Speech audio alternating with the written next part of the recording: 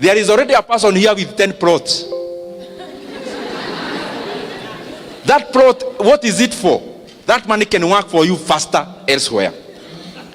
Start a venture capital. If you don't know one, you don't ask me.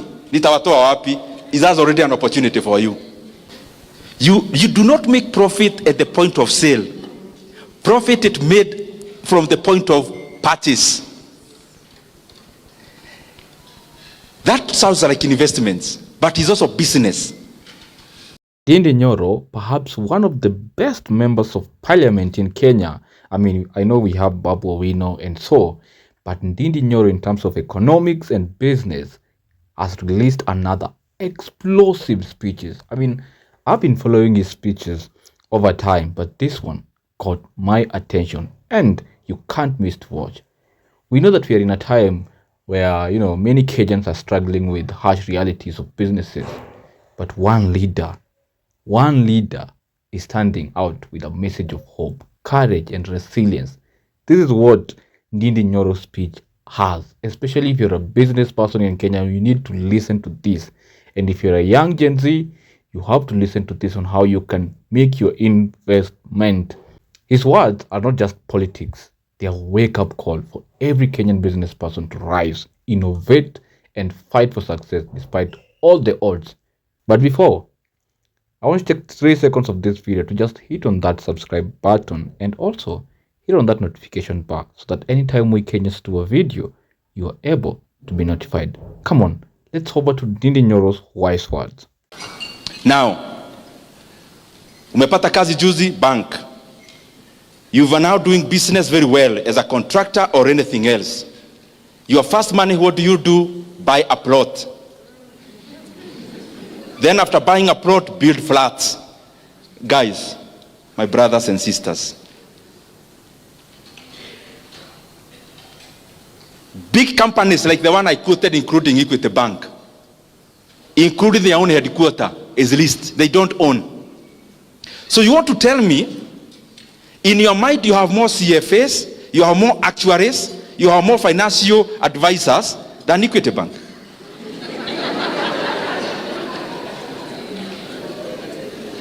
Old Mutual that bought even UAP here in Kenya.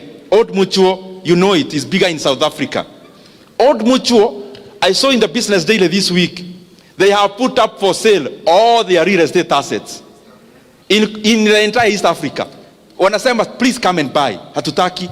Do you know, including that landmark tall building in Nairobi? Ile Christmas wanawekaga vitu hivi mataa mingi tunaona huko. Hata hiyo wanauza. You can go buy. Maybe it's around 5 billion. Now, this is a company that is already divesting from real estate.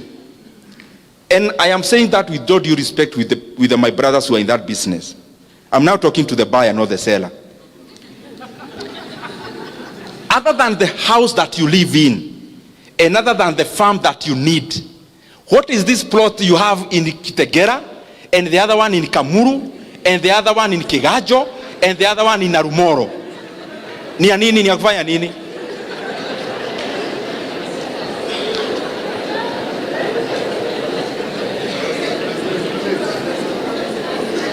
I am not saying that I am an oracle, but I just want to tell you, mimi sina pahali nachukuaga rent. Because you realize this business of building things, building, you are actually doing it for the satisfaction of the people who live in, not for you to make money. Because the return on investment on a flat, the return on investment is less than 8%. People will keep saying, oh, 12 or 15%, toa yote, and you give it time. It will oscillate and still settle down below 8%. That is the math even Equity Bank does. Badala ya kuown building, ati tunasema Equity HQ atol building or the 5 billion, mwaki anaorder, 5 billion ata nikiled micro loans. They'll give me an ROE of double digit, maybe 15%. Why can't I lend you the 5 billion mukiwa wengi? By end of the year, munilipe interest, let's say 18% of 5 billion is how much? 900 million. Why can't I give you, munilipe 900 million per year, then nilipe rent 400 million, then 500 million in faida. Let me ask you, when you build a house anywhere, including anywhere in Nyeri, your utility as an investor of that house is only the money you get, because you have no utility of living there. So your math must be very direct. Musianza hizo vitu kuwa sensational, owning a flat, nini. Let's be practical. You have 8 flats, manyumba mrefu hivi. Do you live there? So why did you build? To make money, is it? Is that the most optimal manner of putting your money? That should be your only consideration. Now, usileta emotions. Because if you live there, you can justify and say a utility of a house where you live cannot be justified by how much you are getting. You don't live there. You've not been there for 6 months. Your caretaker lives there more times than you. Then, watu hawapumui, kuna furaha tunacheka ingine, and munaonaga all my friends who build, they are always on phone. We mwaga mchanga, we kakoto lile, there is always a story hapo. Mahiga mashone mwai yake, thimethi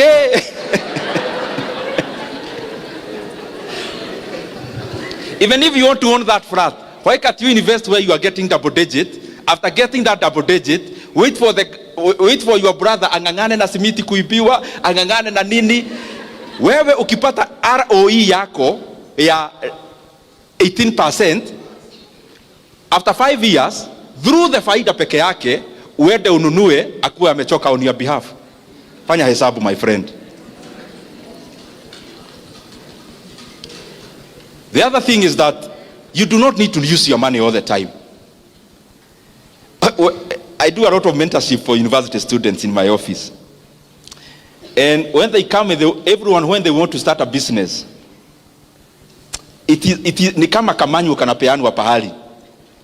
Sasa nikimaliza kuongelesha hivi na venye nimejikakamua leo, hata siongei siasa ati ni juu ya biashara. Then nikitoka hapo, unajua utaniuliza aje, okay, umeongea vizuri, where do you get capital? That is the question that is almost resonates every time. Nitatoa wapi capital? Na mimi wacha nikuulize, capital ya kufanya nini? Because that is the what you need to answer. All that, when you get somebody asking you, nitatoa wapi capital, hana idea. Because if you have a very well polished idea of a business, believe you me, you will attract money. And money is not just borrowing. There are many models of financing a business, and they are in Kenya also, not just in the US. Facebook never became Facebook because it was Facebook. Facebook became Facebook because people like Peter Thiel is a venture capital, invested money in Facebook back then. By the way, mathematics. Peter Thiel invested in Facebook $500,000 and got 2%. Wacha niende pole pole ndio mpate what I'm trying to say. And the other point, I talked about 100% of the business. Peter Thiel, there is something called venture capital, and there is something called private equity. There is something called angel investors. What do these people do? They come, uko na idea poa which can be commercialized. They give you money to start, but other than being alone, you seed a stake in your company. You seed a stake. Stake means a shareholding. So you seed. Once you seed, so biashara ikianguka, you don't owe that guy anything. But if the business does well, they are part of that business. So Peter Thiel invested $500,000, got 2%. Just a few years later, Facebook got listed. After listing of Facebook, he sold 2/3 of the 2%. What an yoge pole pole hapo. This is a point I want you to understand. He had 2%.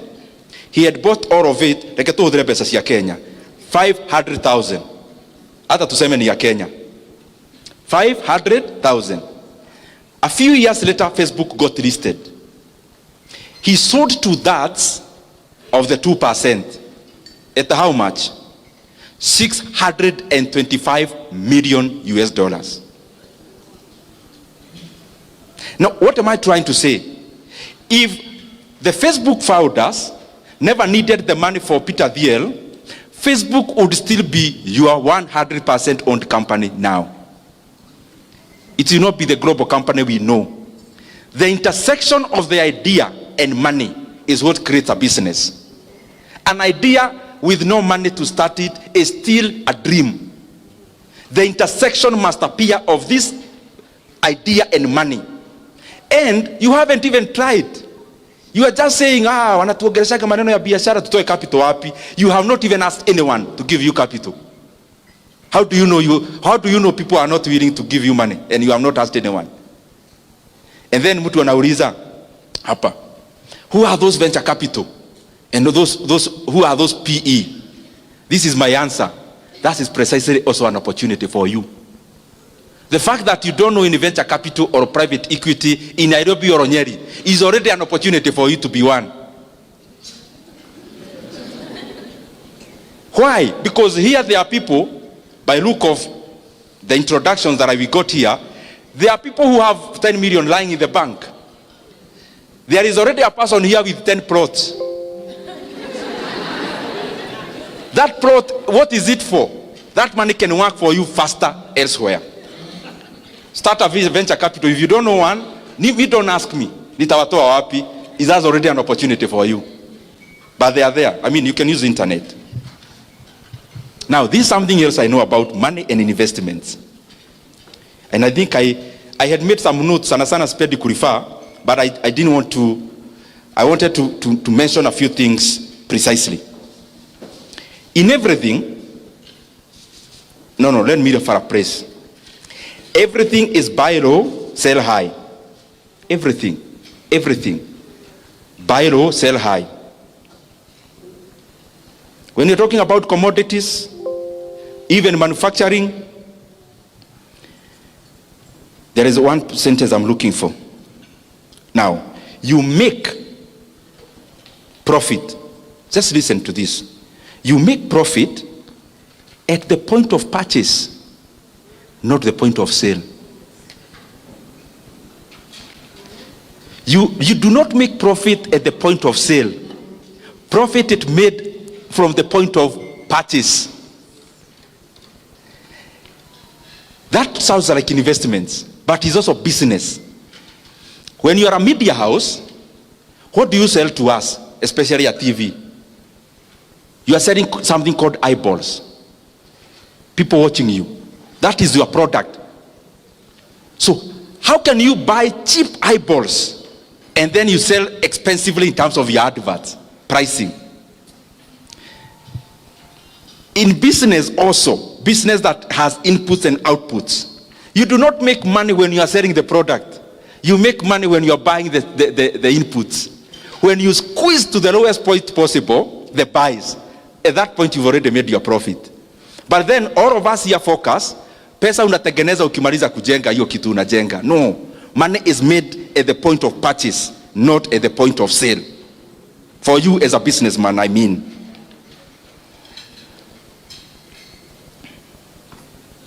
Then, I hope by now we already know, kuweka pesa kwa bank, hizo vitu zote, they are not for people in this hall. By now we already know that. Kiora, if I found you with 5 million shillings in your bank account, I'll tell your wife.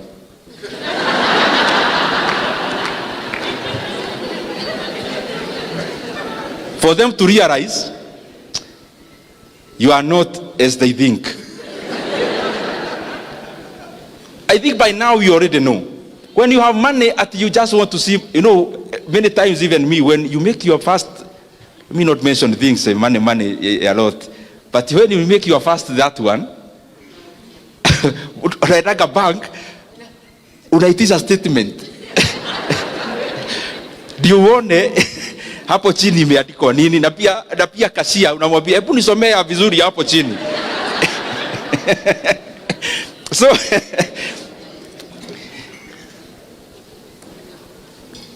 I said narukaruka tu, nyinyi ni watu werevu mnashika maneno.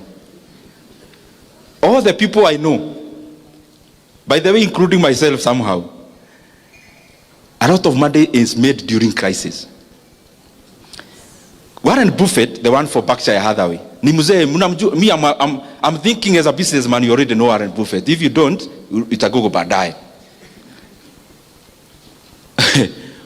Warren Buffett saa zingine anakaanga na cash money, not for the reason that I gave for Kira, but for this other point. Just waiting for the right time. Just waiting for the right time. So anakaanga na pesa. Like now if you Google, Berkshire Hathaway holdings in cash, crazy amounts of money. Crazy. In hundreds of billions of dollars. What does he do? He has studied the markets, he has studied the economies very well. Like in the year 2008 financial crisis, his work was to deploy cash. Why are you deploying cash? There was a crisis, financial crisis in the entire world. So what was happening? Companies were collapsing. So Warren Buffett, he was happy. Companies were begging him to buy them at any price. So he bought up a company like Bank of America. They merged with another one which was called Merrill Lynch, became BOA Merrill Lynch, bought them for nothing. Another one. So, and he keeps saying, and this is a point you need also when you are investing, when everyone is very greedy, be fearful. And when everyone is very fearful, be greedy. Because we operate in herd mentality as human beings. For example, now, I'll mention something about the NSC. I was buying some shares there. Guys, we are wondering, even my friends, I could tell them, buy. Nunua hii share. Wanashindwa hii mtu. You know, by then, stock market was dampened. Not just in Kenya, globally. By that time, even last year, the entire globe was a rate market. People were chasing after the highest rates, fixed income. So, very few people were paying attention to equities. Equities are shares. I'm just trying to say, when others are fearful, be greedy. When you see everyone is buying a treasury board, fixed income assets, because they are giving very high rates, economies are cyclical all the time. You wait where you need to wait. Wait by buying what they are not buying. And then when the reverse also happens. What am I also trying to say there? You think honestly, because you are saying we are moving from M to B. M meaning? And B? Yeah. Vile sitaki kuongea such things. They may appear differently as a politician talking about that. Now, you want to tell me you want to move from M to B and you can't do basic analysis about your own money. Study markets, study economies. Do you know the time you invest in your day-to-day business? You know, running a business is very tedious. You think about, I'm referring to my brother a lot because I was told what he does.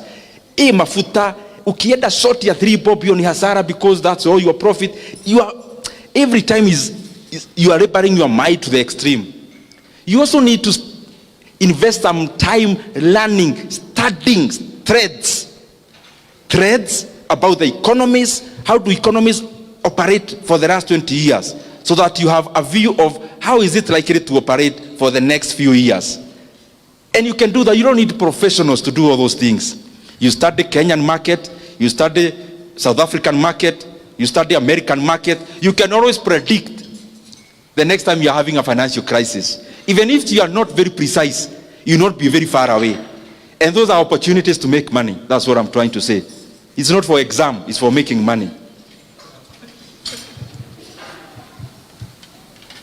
When you have, now I'm talking about business people and entrepreneurs. As you continue growing, of course you must learn to use professionals. Umeanza biashara, uwezi ajiri hata accountant. HR kuajiri, HR is your wife and you are the CEO. There is always a premium they bring, and especially structuring your business to be a corporate. Stop running a business. Start running a corporation. A corporation where, even if I needed to invest in your business, there is something I can fall back to as data. But you also need to be very obsessed with success. If those of you who like reading, I would challenge you, look for the autobiography of Elon Musk, the one written by Isaacson. I think he's called Isaacson. Those who can read. And you realize, my friends, those people, like now he's worth for over 400 billion US dollars. 400 billion US dollars. US dollars. US dollars, 400 over. US. When you read that book, then you start realizing, hakuna vitu ati utaokota tu kwa njia. You have to have an obsession to succeed. Not just at the feeling, some obsession so that unashikilia, and especially when you had already done your basic analysis and you know what you are doing is right, you have to have some obsession. And I've seen it across people. You read about the founders of Apple, Elon Musk, all those guys I'm mentioning, you realize you need to be obsessed to succeed. Decision making. There is something I want you to always have in mind. And especially I have seen it rife in investments. I've been in stockbroking since, for example, my first year in KU. So I've seen cycles of downs and ups. And I have seen in life, just as in business, just as in entrepreneurship, here you are employers. Me, I'm not talking to you as employees anymore. Because you already decided, those who are in jobs, you are resigning soon. I think you agreed that a long time ago. Otherwise, you're in the wrong forum.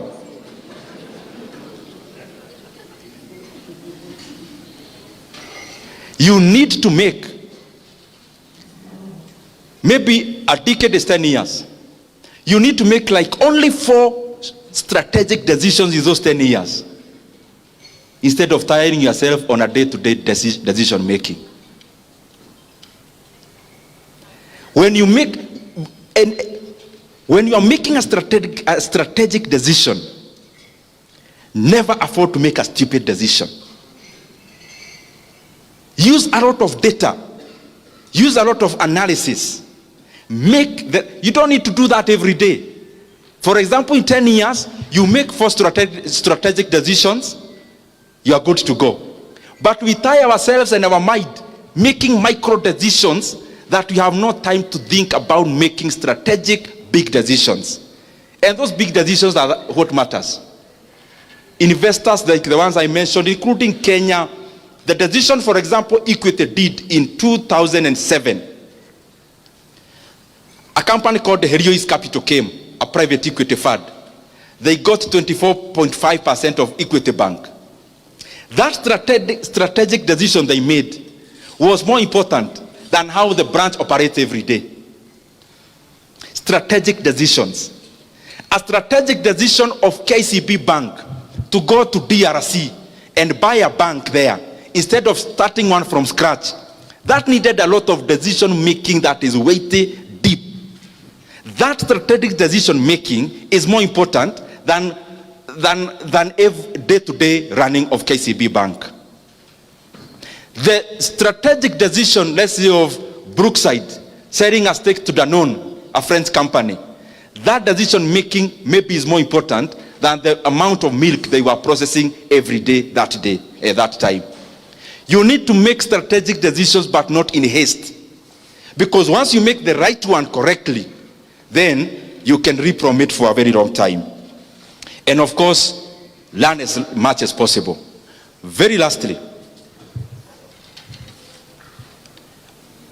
those who, I was at some place two days ago,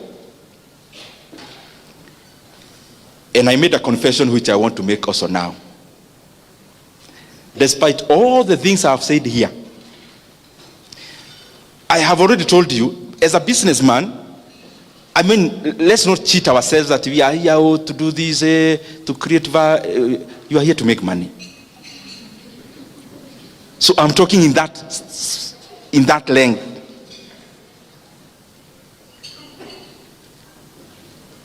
You know, when you're marketing a house, oh, I want to make good living abodes for other people. You're there to make money, my friend. Out of that, me personally, I have made much more money passively than I have made money actively.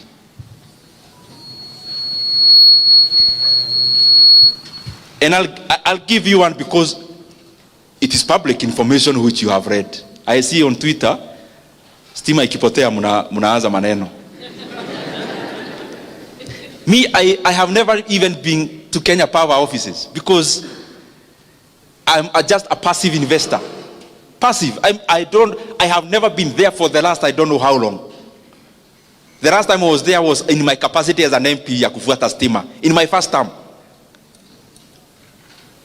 But this year, last year, the year of Kenya Power, you can Google at your own time, was trading. Last year, at a time like today, was below 2 shillings. 2 shillings. 2. Meaning, if you bought shares then, if you bought 1 million shares then, you would have spent how much? 2 million shillings. Yesterday, which was Friday, Kenya Power share, after dropping slightly, I know it still go somewhere up, was 13.5 shillings. 13 point?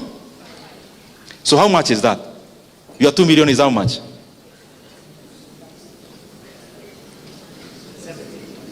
At the same, no, you are 2 million shares. We say, oh yes, you are right. Your 2 million is? No, it can't be 7. Fanya hesabu, 2 million shares would have bought you 1 million. 2 million shillings would have bought you 1 million shares. 13.5. You know some, najua nikisema hii, mnafikiria ni pahali it's real. Si vitu tunasomanga kama hizo nimewabia za Warren Buffett. This is real. Kenyari shares 3 months ago. Let me even use December. Kenyari shares in December was 1.06. Yesterday, let me say the high. Average for last week. Not too much. 3.5 shillings. I want you to do the percentage.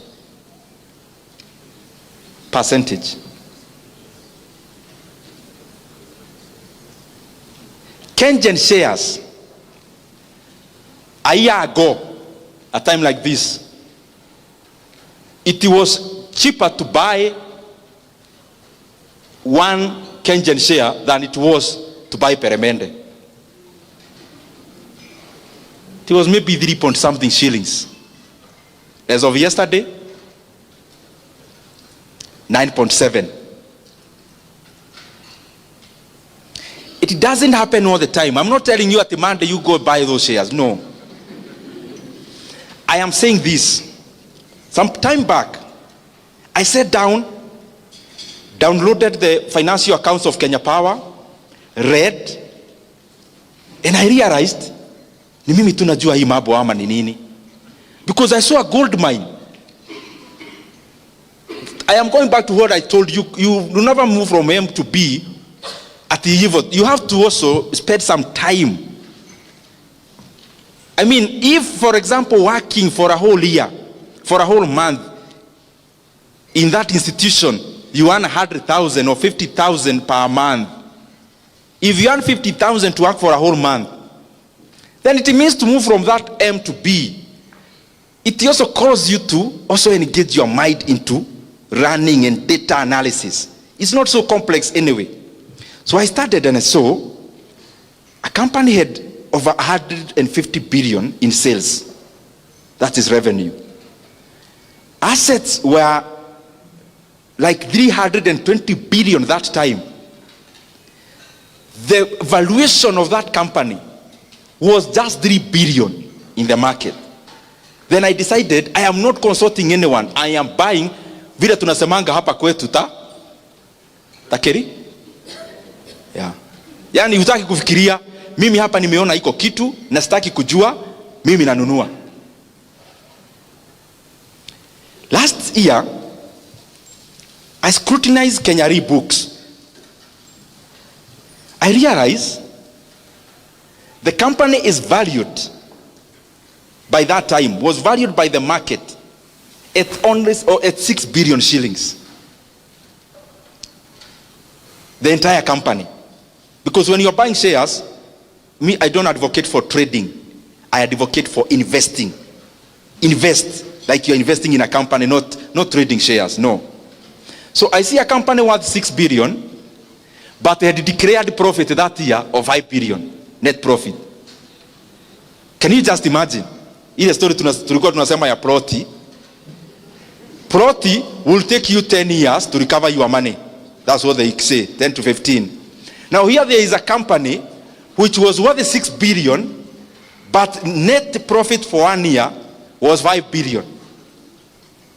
Then I scrutinized further.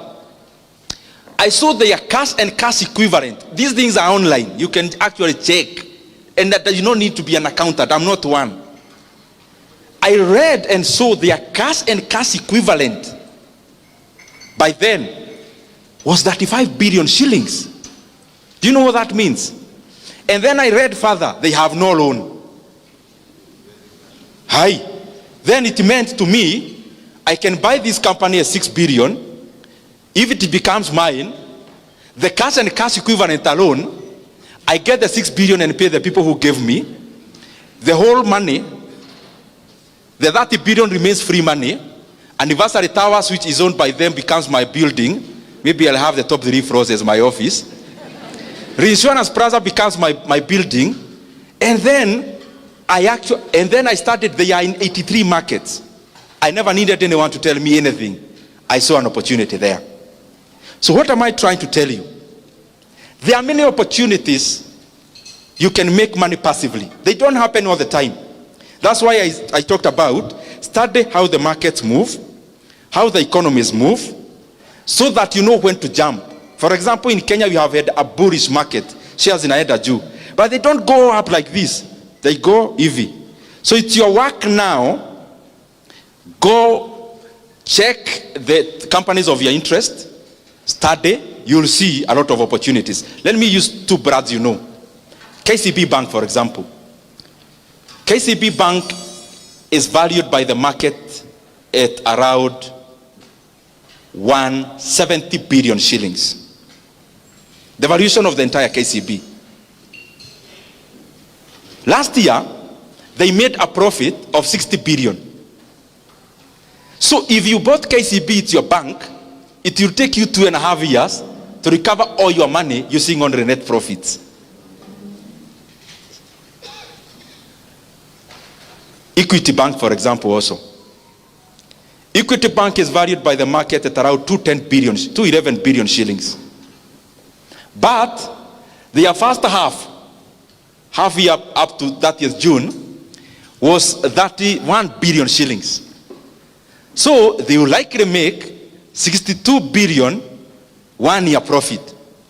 So it will take you, if you bought the entire company, less than 4 years. Proti Narumoro, Proti Kamuru, Proti wapi, hiyo Proti alafu unapigiwa simu, hemo doraita maiga haha. I mean, then you have a home in hapa Nyeri, another one in Nairobi. Now, because you have money, you also want a home in Mombasa to be sleeping there over Christmas. And then the entire year you have a caretaker maintaining that plot for you. Thank you very much. May God bless you. Nimemaliza.